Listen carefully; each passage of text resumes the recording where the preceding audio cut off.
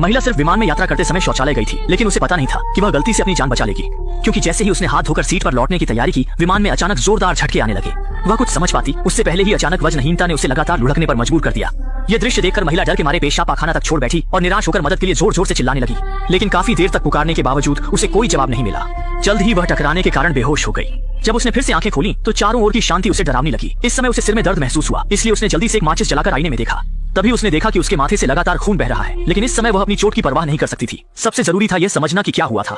लेकिन जैसे ही उसने बड़ी मुश्किल से दरवाजा खोला, सामने का दृश्य देखकर वह स्तब्ध रह गया। उसने देखा कि विमान एक बर्फीली पहाड़ी पर गिर गया था। विशाल विमान का ढांचा बिखर चुका था और चारों ओर मृत शरीर पड़े थे।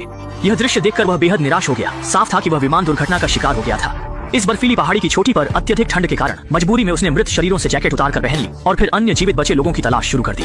हालांकि उसने विमान के अंदर और बाहर हर जगह खोजा, लेकिन कहीं भी जीवन का कोई संकेत नहीं मिला। निराश होकर वह चिल्लाने लगी।